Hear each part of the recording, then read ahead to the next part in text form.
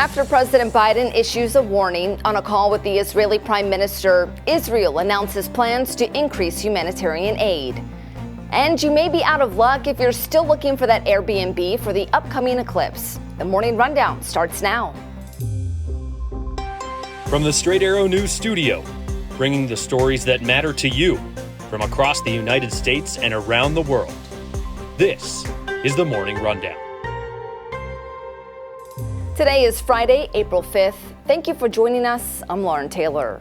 The Israeli government has announced plans to open more aid routes into Gaza, including a key border crossing to increase the flow of humanitarian aid into the territory following a phone call between President Biden and Israeli Prime Minister Benjamin Netanyahu.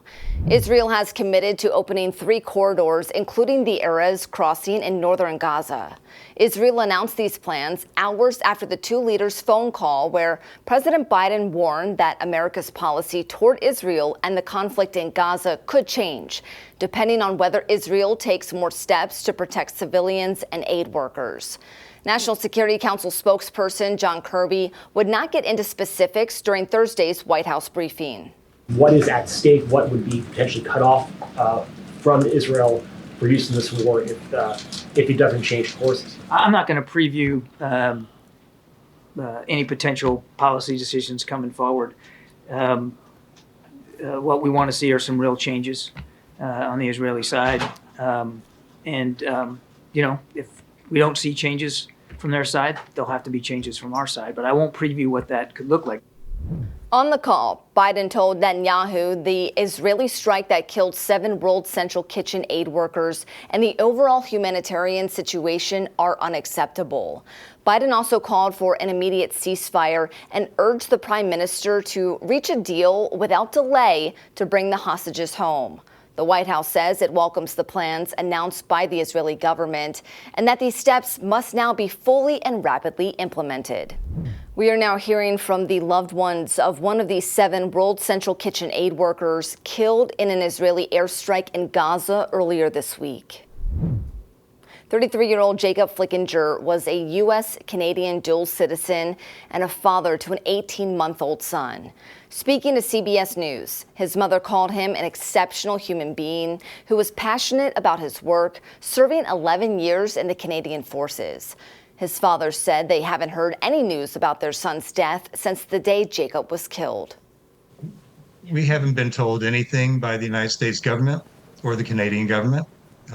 All we know is what we've read and seen on the media.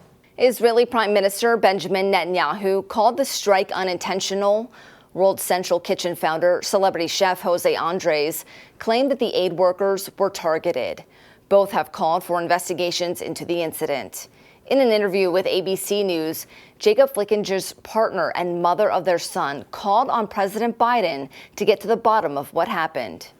This situation saddens me so much, but at the same time, Jacob was always a warrior, always a fighter, and he would always fight to bring more peace into this world.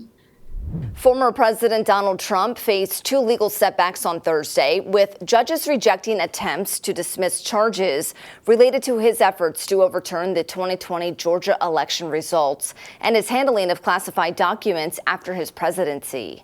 In Florida, a judge dismissed Trump's claim that classified documents at Mar-a-Lago were personal, ruling the Presidential Records Act does not protect him from the charges.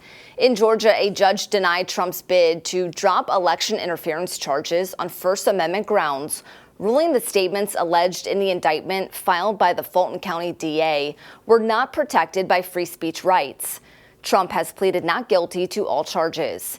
These are among multiple legal challenges Trump is facing. The first ever trial against a former U.S. president is set to begin in New York on April 15th. The No Labels Group has decided not to run a presidential candidate this November after failing to find a centrist contender amid dissatisfaction with both President Biden and former President Trump. The group's CEO, Nancy Jacobson, stated the absence of a viable candidate prompted their withdrawal. This decision narrows the field to Biden, Trump, and independent candidate Robert F. Kennedy Jr. Democrats have expressed relief at No Labels' decision, fearing that a split vote could benefit Trump. Meanwhile, Kennedy's campaign points to the two-party system's dominance as a major hurdle. Notable figures like Nikki Haley, Joe Manchin, Larry Hogan, and Chris Christie had previously declined invitations to be the nominee for the No Label group. If you're among the millions of people traveling to cities along the path of totality for Monday's total solar eclipse, you may be out of luck if you're still searching for that Airbnb. AirDNA, a company which tracks short-term rentals, says stays in more than half of the U.S. cities along the eclipse's path are fully booked up. AirDNA released a map showing how demand has grown for short-term rentals in these cities in just the last couple of days.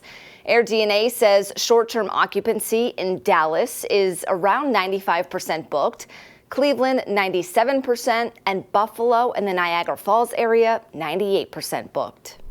Finally this morning, we got our answer to one of the mysteries surrounding the world of baseball. Where will the Oakland Athletics play the next few seasons before moving to Las Vegas in 2028? The answer? Sacramento, California. The A's announced on Thursday the team will call Sacramento their temporary home for at least the next 3 seasons, while their new stadium is being built in Vegas. The A's will share a minor league ballpark with the Sacramento River Cats. That's the AAA affiliate of the San Francisco Giants. The deal was overseen by the owner of the NBA's Sacramento Kings, who also owns the River Cats. While playing in Sacramento, the team will stop using a city in its name and will just be simply known as the Athletics, or the A's for short. These are your top stories for this Friday. Unbiased, straight facts. That's Straight Arrow News. We'll see you back here on Monday. Until then, I'm Lauren Taylor. Have a great weekend.